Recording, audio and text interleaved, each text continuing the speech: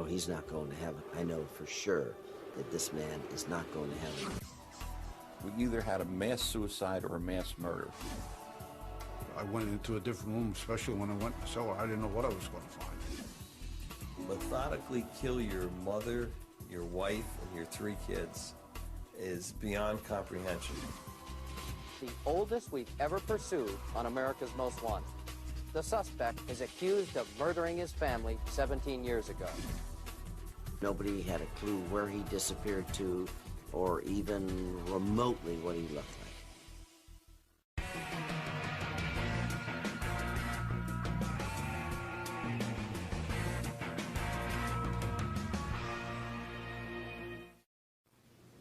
It is a sad truth that most murders in America occur within families. They are usually crimes of passion, often preceded by a long history of violence in the home. But John List was different. When he murdered all 5 members of his immediate family in 1971, there had been few of the typical warning signs, and a cold-hearted calculation of his plan sent shockwaves across the country. John List has seldom spoken publicly about the crime. On this program, in a rare interview, he gives American justice the full story, as we search for some insight into this enigmatic mass murderer and discover how law enforcement had to devise new methods to catch him.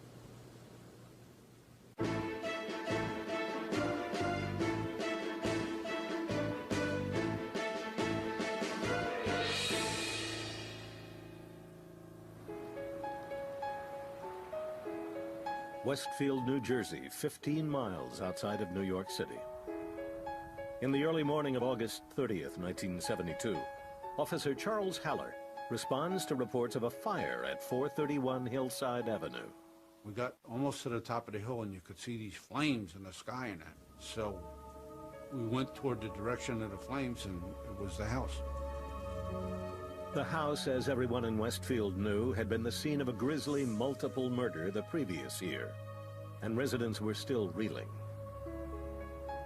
We were shocked and devastated. We didn't think anything happened in Westfield, especially a crime like that. By sunrise, the fire had nearly consumed the stately home, and with it the last physical reminder of a small town's most infamous crime. Just 10 months earlier, in the fall of 1971, the 19-room Victorian mansion had been the dream home of the List family. John List, an unassuming 46-year-old accountant, lived there with his wife Helen, the couple's 3 teenage children, and John's 85-year-old mother Alma. A strict Lutheran and an active member of the church, List was viewed in the community as the quiet patriarch of a devout family. Author Timothy Benford has interviewed nearly everyone involved in the List case. He was a deeply religious man, introverted, soft-spoken, a gentleman, the kind of person you would not mind having as a next-door neighbor. And the whole family was like that. In the 6 years the family had lived in Westfield, there had been no indication of trouble. But that was about to change. The week of November 9th, 1971, letters arrived at the schools of the List children, 16-year-old Patty, 15-year-old John, and 13-year-old Frederick. Their father had written that the family would be going out of town for a few weeks to help care for an ailing relative. For those next few weeks, the imposing List mansion sat quietly, lit up by the interior house lights. And this stayed on for days passed, weeks passed. Slowly, finally, eventually the lights start going out one by one. This aroused the suspicions of neighbors who called Westfield police. On December 7th, officers Charles Haller and George Zelznick were dispatched to the List house. By this time, the family hadn't been seen for nearly a month. My partner and I parked out on the street, walked up, went around, checked the house. Everything appeared to be in order. Neighbors informed the officers that the family was on a trip. They didn't know whether List's elderly mother had gone with them.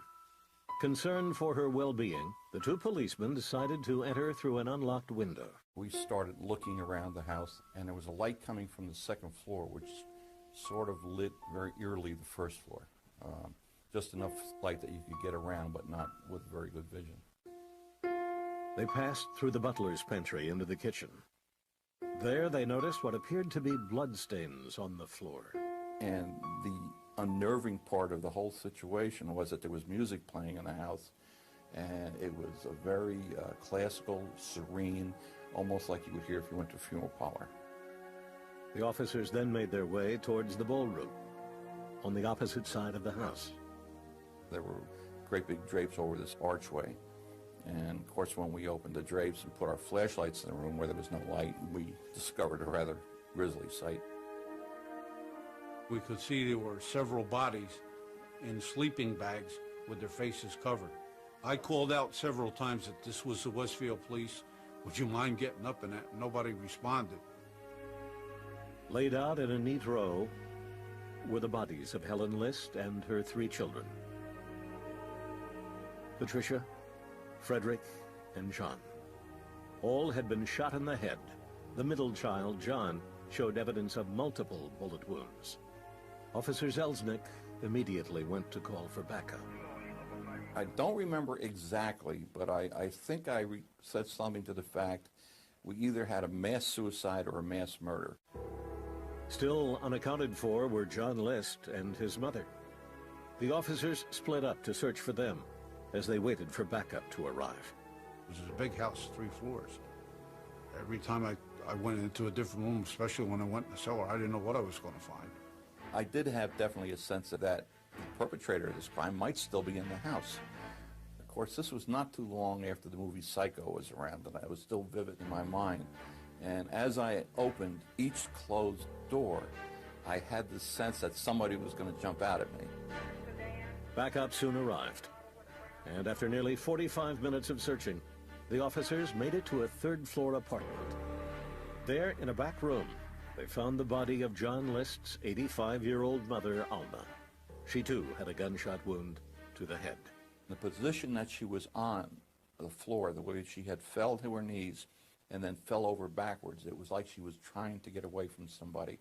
The only member of the household now unaccounted for was John List. But police didn't have to wonder why for long. In his 1st-floor office, they found a 5-page letter written by List and addressed to his pastor. It was dated November 9th, 1971, 4 weeks earlier. In it, in a detached, meticulous tone, List took full responsibility for the murder of his family. He wrote that he was facing bankruptcy and that he had killed his family to spare them from what he believed were the sinful effects of a life of poverty. He wrote, quote, "At least I'm certain that all have gone to heaven now." He ended the letter with a chilling detail, writing, P.S., "Mother is in the hallway in the attic, 3rd floor. She was too heavy to move." With a mass murderer on the loose, authorities launched a nationwide manhunt. 2 days after finding the bodies, police located List's Chevy Impala at Kennedy International Airport. But the fugitive List had nearly a month head start. For 2 more decades, the letter he left at the crime scene would be the last that was heard from him.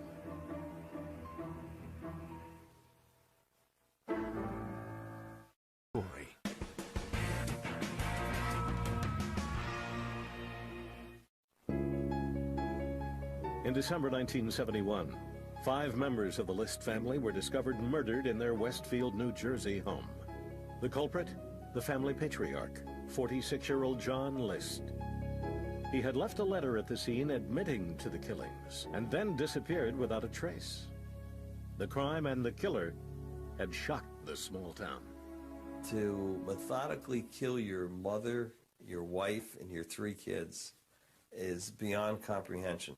Anyone who knew John List all reacted the same way, that how could he have done this? Why did he do it? Now incarcerated in a New Jersey prison, the 77-year-old List sat down with American justice to try to answer those questions. In a candid interview, List described a background that held no apparent motivation for his crime. Instead, it seemed his life was marked by a series of minor disappointments that eventually became too much for him to bear.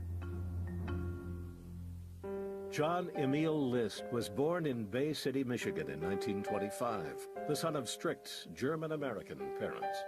It was a quiet childhood. I was an only child, so there were no brothers or sisters to either play with or fight with.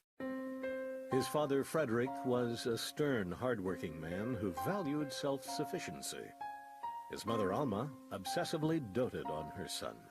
Both parents were devout Lutherans, and from an early age, List was taught to be a good Christian. Believing in God and loving Him, and also being kind to fellow people, and it became a very important part of my life. After graduating high school, List served in World War II, where he saw heavy combat in Germany during the final weeks of the war. When he returned home in 1946, List went to college, earned a degree in business administration, and moved to Virginia. It was there in September 1951 that he met a 25-year-old widow named Helen Taylor. The two began dating, and after only 3 months, Helen and John were married in a Lutheran church in Baltimore, Maryland. Let me introduce myself. Psychiatrist Stephen Simring evaluated John List following his arrest. He believes the marriage to Helen was the first of several disappointments for List. He was forced to marry her because she said she was pregnant. It turned out that she was not pregnant, and then years later he was resentful about his impression that she perhaps had misled him as a way of getting him to marry her. List, though, says he shunned confrontation and tried to make the best of his marriage. The couple soon started a family.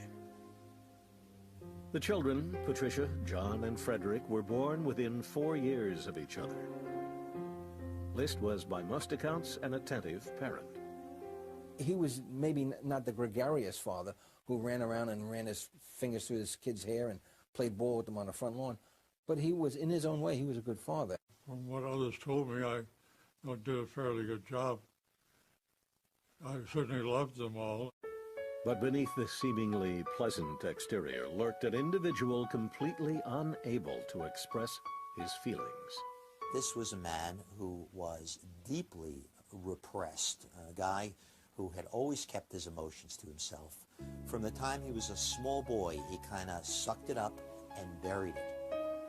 In 1958, with 3 children and a wife to support, List began a series of accounting jobs that brought him little success.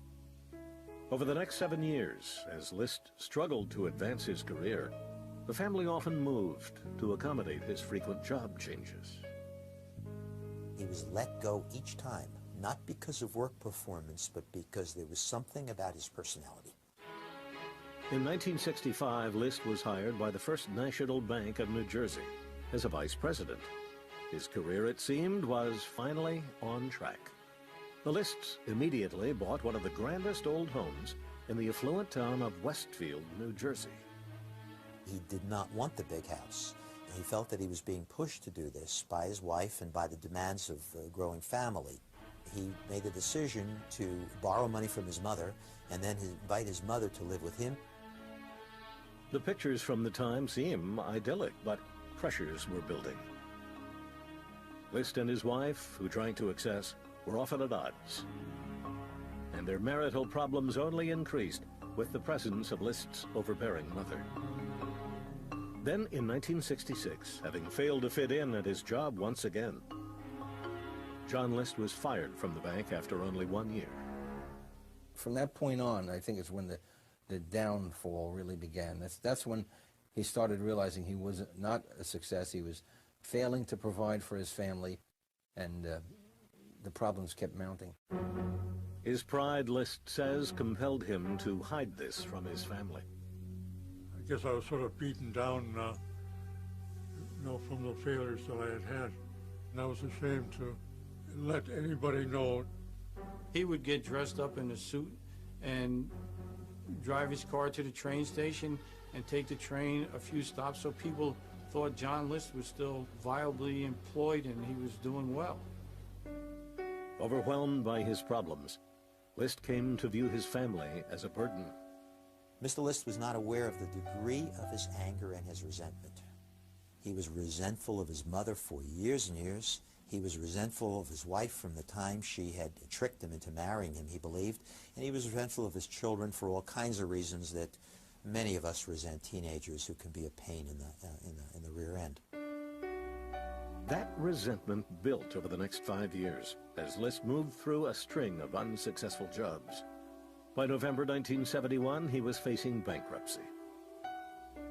The proud, deeply religious List now began contemplating his options. First was the idea of suicide, which he considered mortal sin. I felt that if you committed suicide, you would automatically go to hell. There was the possibility of simply fleeing the scene and leaving the family to the mercy of the welfare state. His pride simply ruled this out as well. He reached a point where he felt that family was going to have to go on welfare.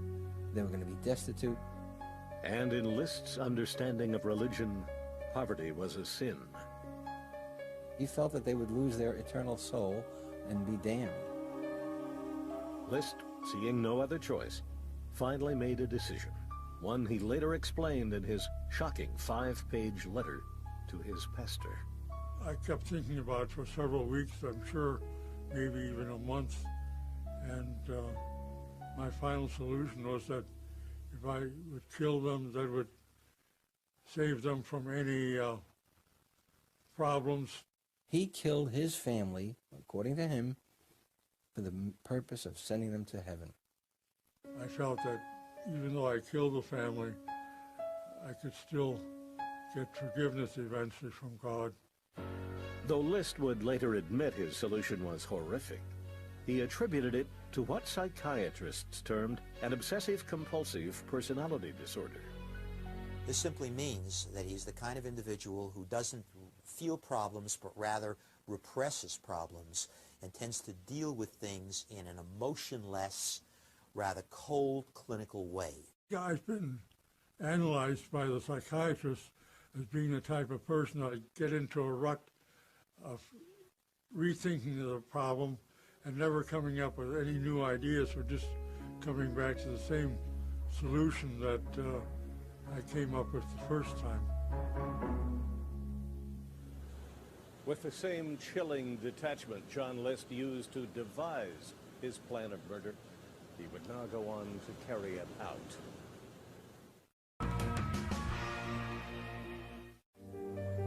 On November 9th, 1971, in Westfield, New Jersey, John List was preparing to carry out an unthinkable crime, the murder of his entire family. I had just gotten myself so convinced that this was what I had to do that I was going to go through with the whole program. That morning, after getting dressed, List walked down to the kitchen to have breakfast with his 3 children, Patricia, John, and Frederick. I tried not to act any different than I ordinarily would, so they wouldn't be suspicious. Like he did on every other school day, List watched them eat their meals, then rush out the door for school. After they were gone, I went out to the garage and got the guns ready.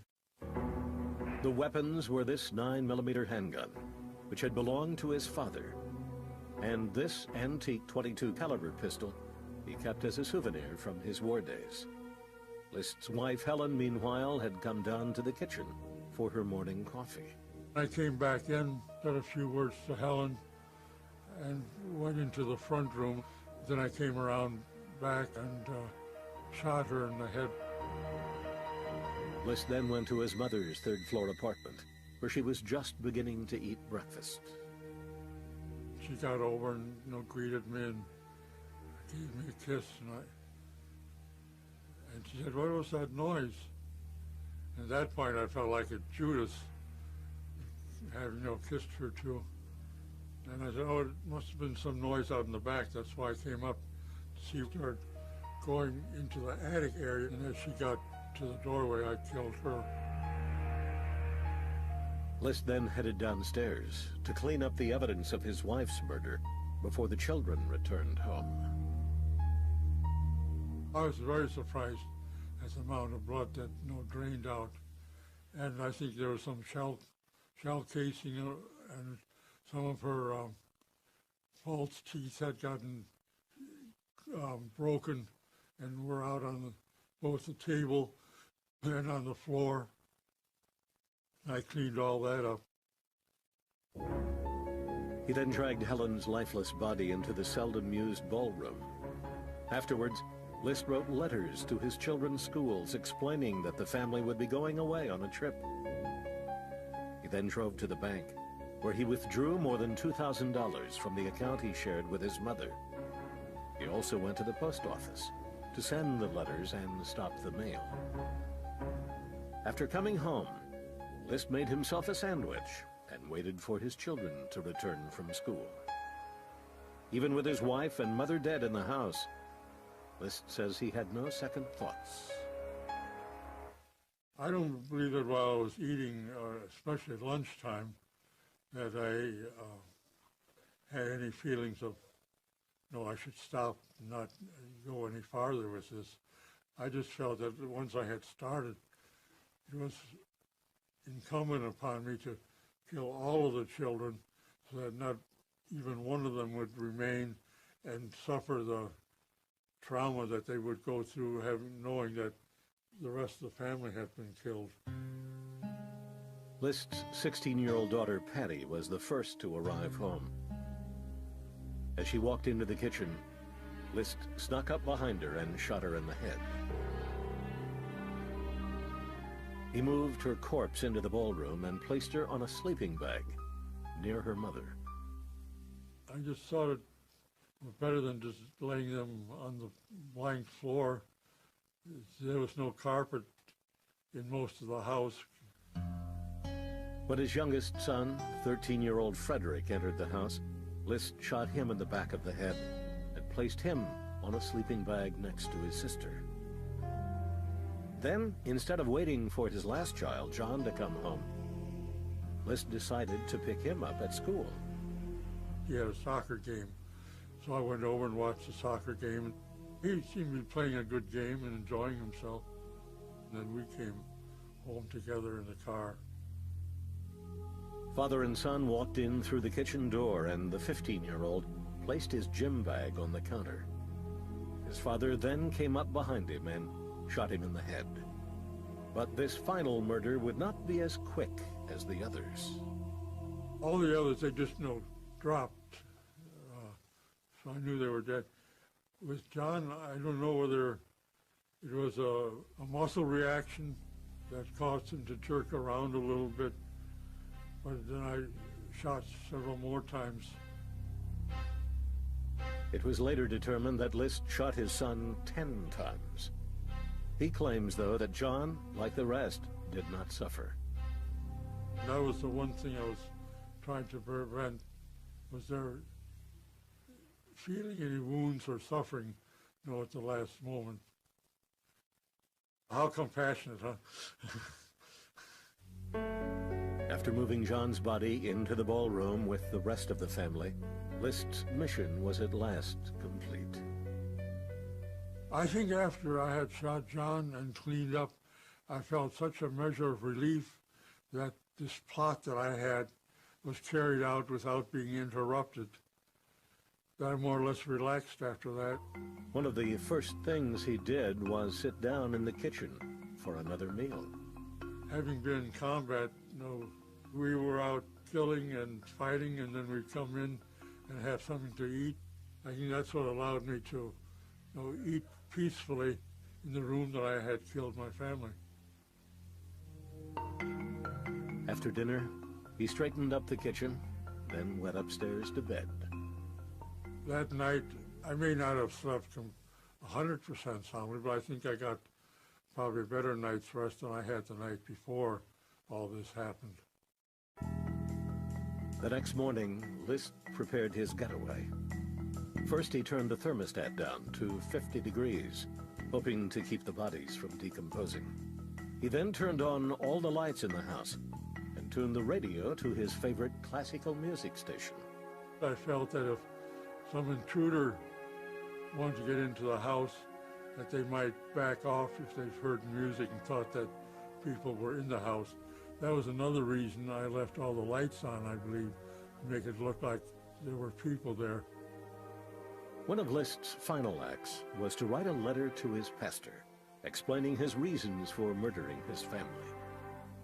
I guess I just felt closest to him and felt that since I was a member of his congregation, that he deserved a more complete explanation. It would be nearly a month before police discovered the letter and the bodies of his family.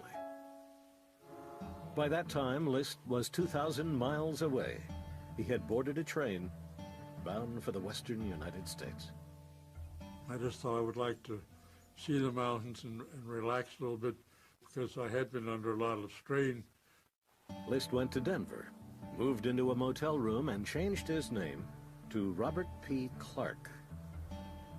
He went to work as a cook in a hotel restaurant on the outskirts of town and gradually established a new identity. He enjoyed his life in Denver. It was a fresh start for him in every sense of the word. Remember, his problem was that he was overburdened. He had been a failure in every way. He saw his family as a burden, not a source of support. They were all gone, poof, and he was free. List says he was rarely haunted by guilt or remorse. Slowly but surely, his past life became a faded memory. I guess as time went on, I thought less and less of family. I suppose I was just thankful to be living a free life and didn't want to be incarcerated if it wasn't necessary. By 1985, nearly 15 years had passed since John List murdered his family and became a fugitive. His life had long since returned to normal. He went back to his old career as an accountant and even met a woman at a church function whom he went on to marry. Police, though, were no closer to finding him than they had been in 1971. Still, many officers remain committed. Some even say obsessed with finding John List and bringing him to justice. The result? A remarkable alliance between law enforcement and the media that would finally crack the case. The girl never came home. We didn't have a crime. We didn't have a victim. But one person knows exactly what happened to her. She said to me, I'm going to tell you something that I didn't tell the family. She's dead. I know he's the killer. How did she know that? Psychic Investigators, Sunday at 9, only on Bio.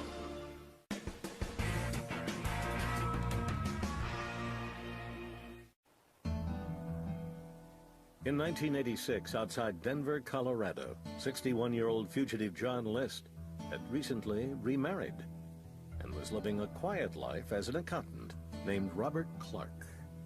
Neither his wife nor his friends had any idea that nearly 15 years earlier, List had murdered all 5 members of his immediate family. I just more or less existed and just go along and do what has to be done, I guess, to just survive. Back in Westfield, New Jersey, residents were well aware that the perpetrator of one of the most notorious crimes in state history was still at large.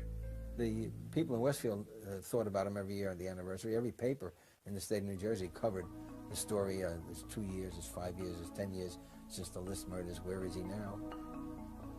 The FBI had long since joined the search for John List, and he became one of their most wanted fugitives. As for the local police in Westfield, even 15 years after the crime, capturing List remained a high priority. For him to be gone for that many years and not be brought to justice was like a personal affront to the office and to the Westfield Police Department. Over the years, they received mailbags full of tips, all to no avail. We really never had a lead that was really even close. And yet we followed them all to, their limit, and it became very frustrating. No matter how cold the case became, the officers did not forget it.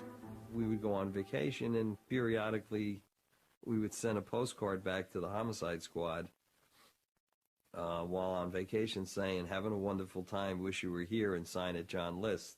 So it was kind of a joke in the office at all times, as to where the heck did this guy go? Police working on the List case had collaborated with local media on several occasions in the past, with no success. Good evening from Washington, D.C. It's Sunday, June 4th, and I'm John Walsh. But by 1988, a new national television show was beginning to capture the public's attention. The program was America's Most Wanted, and authorities believed it might be their best opportunity to finally find John List.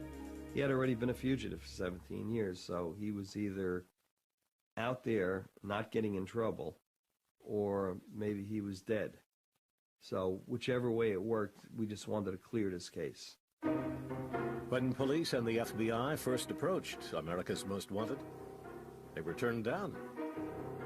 I mean, that was a real stretch to think about doing a guy that nobody had a clue where he disappeared to, or even remotely what he looked like.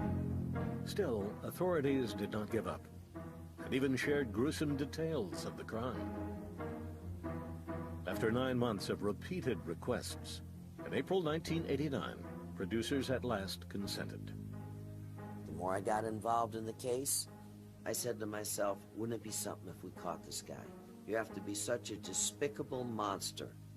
That son of a bitch, John List, killed his own children. By this time, John List had moved from Denver to Richmond, Virginia, with his second wife, Dolores Miller. There, List had found a job with an accounting firm. It was a quiet life. On most weekends, List gardened and watched TV. Among his favorite programs was America's Most Wanted. List was such a fan of the show that he regularly urged his friends and neighbors to watch. And it was strange, but I thought, I wonder if they're ever going to show my situation and do a program on me. And I think it was within a month or two after that, they did have the show on. Now tonight's first case, the oldest we've ever pursued on America's Most Wanted. The suspect, John List, is accused of murdering his family 17 years ago. Because the crime was so old, producers had taken the unusual step of hiring an artist to sculpt a plaster bust of List, which depicted how he might look nearly 2 decades after the crime. List is described as a quiet, soft-spoken man, the kind who wears a shirt and tie to mow the lawn. John List remembers watching the program from his home in Richmond. I saw the tail end of it. I saw that it was about me, and saw the bust that they had. I was surprised at how accurate it was. I didn't realize that they had that technology. After the show aired, more than 200 tips were phoned in, claiming knowledge of John List's whereabouts. One call stood out. It was from Denver, Colorado. It was a next-door neighbor, and when they did the report on the List murders, she was convinced that that was Bob Clark, the neighbor who lived next door, who had just moved with his wife to Virginia. The FBI was immediately contacted regarding the tip. 11 days later, on June 1st, 1989, federal agents arrived at the Richmond home of Bob Clark while he was at work. When the FBI went to the house, his wife, Dolores, his new wife, didn't believe that it really was John List.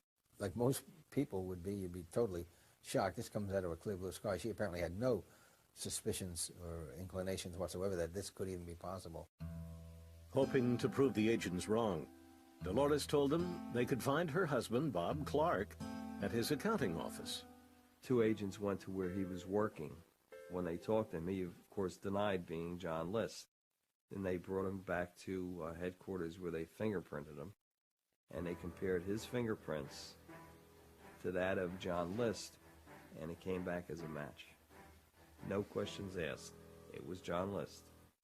That same day, John List was placed under arrest. After nearly 18 years, police had at last caught their man. But the person calling himself Robert Clark still refused to admit he was John List. He just absolutely denied it. It's not me. I don't know what you're talking about.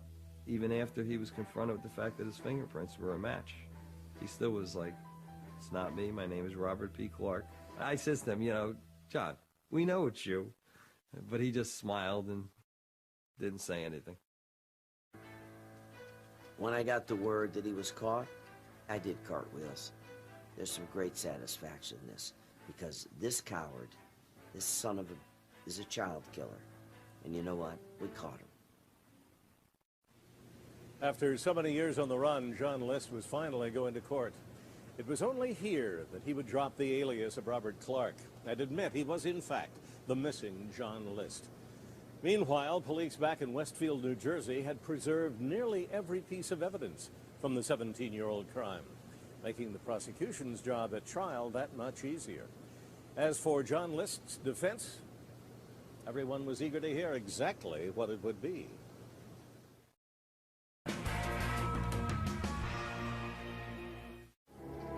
On June 29, 1989, 63-year-old John List was extradited from Virginia to New Jersey to face first-degree murder charges for the 1971 killing of his entire family.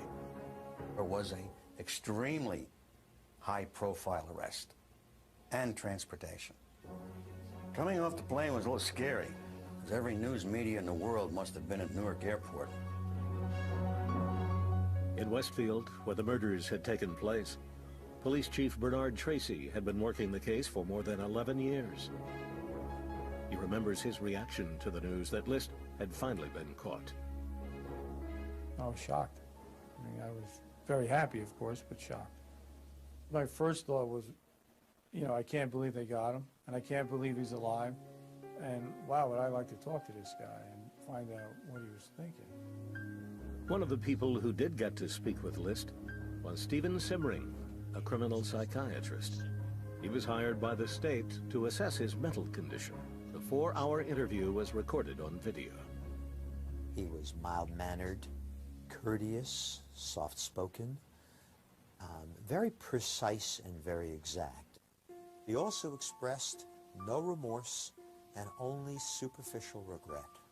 He said essentially, something that had to happen, it was unfortunate.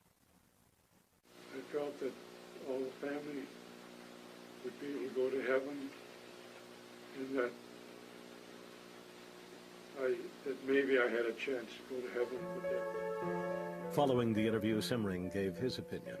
John List, he said, suffered from an obsessive-compulsive personality disorder, but nothing more serious than that. He did not have a major mental illness.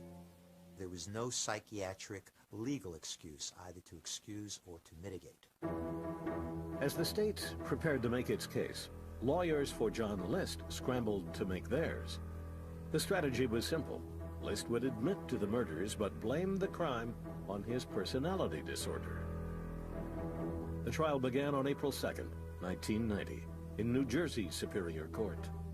With neither side denying that List had committed the murders, the lone issue was whether he was able to willfully deliberate his actions. Prosecutor Eleanor Clark argued that he was, and should therefore be found guilty of first-degree murder.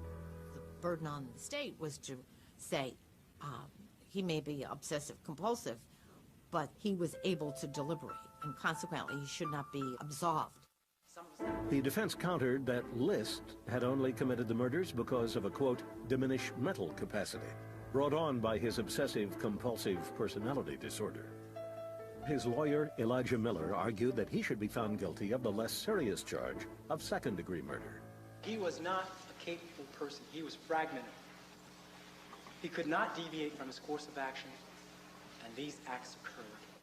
Once I get started on a way to go, I keep chugging along that way, even though it might sometimes be better to stop and take another look at the situation.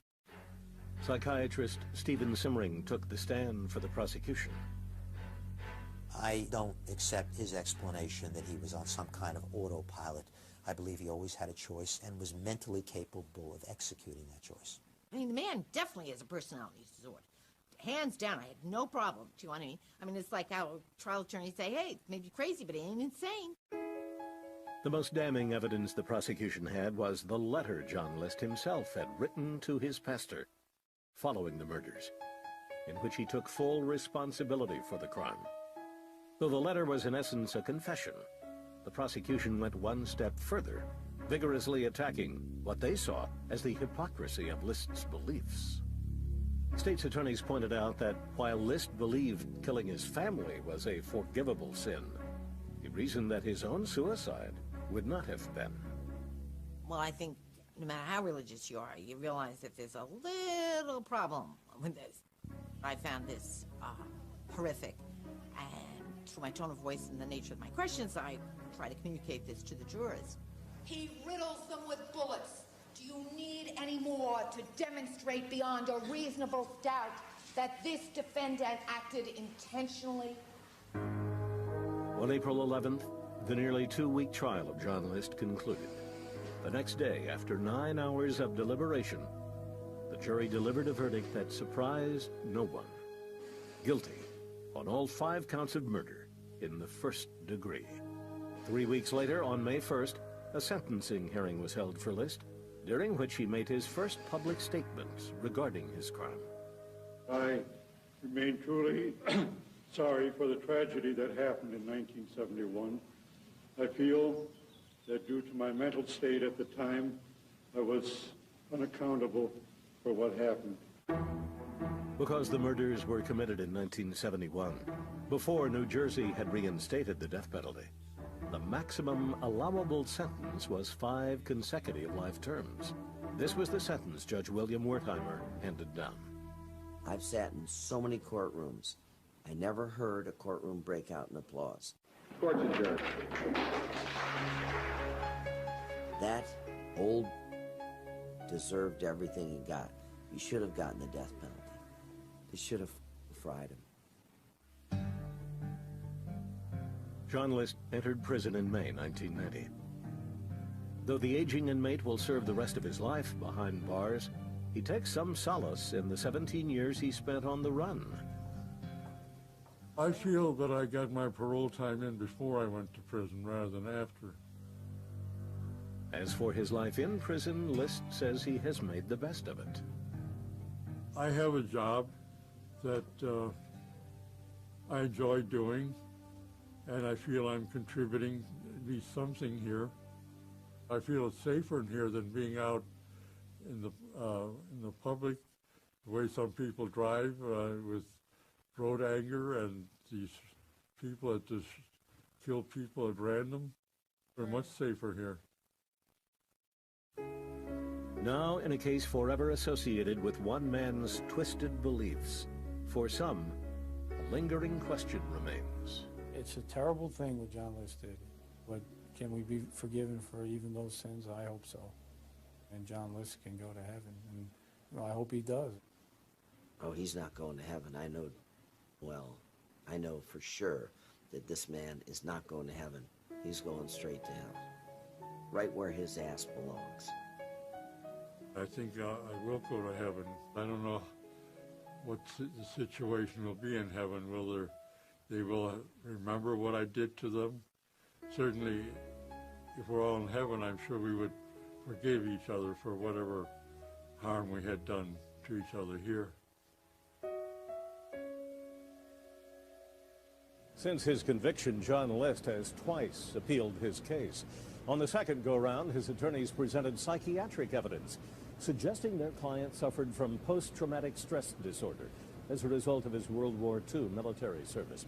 They argued that this might account for the grisly murders and that List should be granted a new trial. The judge angrily rejected List's petition. In an ironic endnote, after the List home burned down in 1972, it was discovered that the stained glass ceiling in the ballroom was made by the renowned Louis Comfort Tiffany and worth an estimated $100,000. If List had realized this at the time, he might have used that money to solve his family's troubles without resorting to murder. They hitchhiked to save money. He knew that it would be some time before anybody realized they were missing. But they ended up paying dearly. These girls had been savagely murdered, and it was a very grisly business. Crime Stories, tonight at 10.